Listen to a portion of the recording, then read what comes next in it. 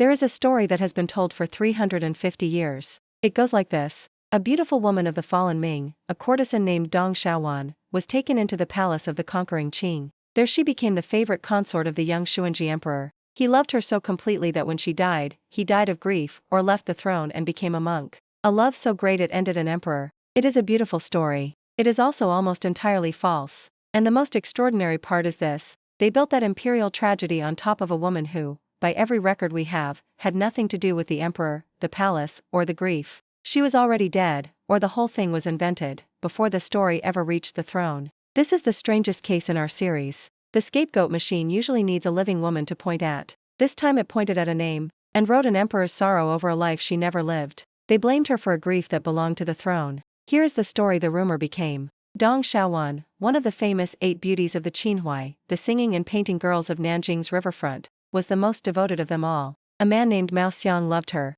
She loved him. They lived a quiet, literary life together after the Ming fell. And then, the legend says, the Qing armies came, or the emperor's men came, and they seized her for the palace. She became consort Dong Yi, the imperial favorite. The Shunzhi Emperor, the conqueror's son, fell so hard that her death unmade him. For centuries, ordinary people, playwrights, and novelists repeated it. The names helped. Dong Xiaowan, Dong Yi Fei, both begin with Dong. A near rhyme was enough. A Han beauty stolen into the Manchu court was too good a story to check. In the telling, she is no longer a person. She is a device. She is the lost love that explains why an emperor broke. She is the romance that makes the conquest bearable, a Ming flower blooming, briefly, in the conqueror's garden. That is the legend. A quiet wife, rewritten as an emperor's obsession. Now let's look at what actually happened. Dong Xiaowan was born in 1624. She grew up in the Qinhuai, the district where a gifted girl with no family protection could become a celebrated entertainer, educated, artistic, famous, but never free. She was a real painter, a real flower arranger, a woman whose surviving reputation rests on a memoir written by the man who loved her, Mao Xiang, and on the small, concrete things, the dishes she perfected, the household she kept, the illnesses she endured. In 1641 she and Mao Xiang became companions. She joined his household as a concubine, a subordinate wife in a polygamous household, a real and recognized role, not the costume the legend later put on her. For nearly a decade they lived through the worst years of the Ming-Qing transition, the rebellions, the fall of the capital, the coming of the new dynasty. She managed a household in chaos. She nursed the sick. She cooked. She held a frightened family together. She died in 1651, of illness, at around 28. That is the whole documented life. She never entered the Qing palace. She never met the Shunzhi Emperor, who was a small child when she married and a boy of 6 when the Ming capital fell. She was dead 9 years before consort Dong Yi died, and the emperor's documented grief was for the real Manchu noblewoman of the Dong Yi clan, not for a Han courtesan from Nanjing. The legend is a conflation built on a name, a nostalgia, and a need. So how does a quiet death in a scholar's household become an emperor's love story? 3 things did it. First, a name. Dong Xiaowan and Dong Yi Fei share a syllable and a sound. In a culture that loved punning connections, that was enough scaffolding for a whole romance. Second, a need. The Shunzhi Emperor's favorite consort died young, and the emperor himself died, or was said to have left the throne, the very next year. An imperial tragedy needed an explanation people could feel. A great love was easier to swallow than the dull truth of disease and politics. Third, a fantasy. Among the defeated Han population, the idea of a Ming beauty taken into the palace of the conqueror was a familiar, even comforting shape. It echoed older tales of women blamed for the fall of states. It let people tell the conquest as a love story instead of a loss. And it let them imagine that something of the fallen Ming had bloomed, however briefly, at the heart of the new power. Mao Xiang's own tender memoir of Xiaowan fed it. The more people read about this devoted, gifted woman, the more they wanted her story to be larger than a household.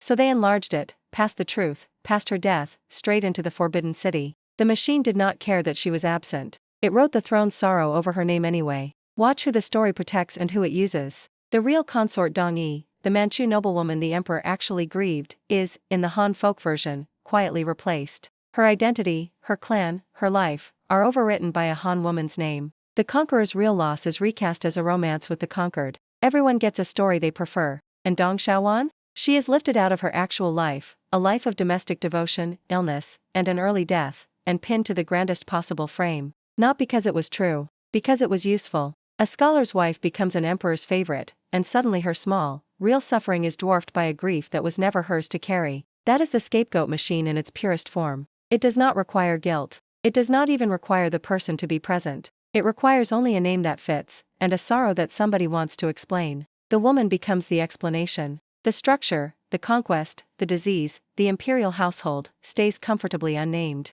Strip the palace off, and what is left? An artist. Dong Xiaowan's paintings were collected and praised. Her eye for arrangement, for a room, for a meal, was a real discipline, the kind of mastery that looks like ease and is not. A partner. The memoir Mao Xiang wrote is one of the most detailed portraits of domestic life we have from that world. It shows a woman managing scarcity, illness, and fear with steadiness. She was, by the record, the person who kept the household standing while the world outside came apart. A life cut short. She was about 28 when she died. Her documented story is not a romance. It is a record of care, under conditions most people never face. She never wore the imperial robes. She never caused an emperor's grief. The sorrow the legend assigns her was the throne's, not hers, and the throne had causes enough of its own. The Dong Xiaowan case shows how cheap a name is to the rumor machine. We still do this. A public figure dies, within hours a stranger's name is attached to the cause. A tragedy happens, a convenient face, often a woman, often someone with less power, is slotted into the explanation before the facts arrive.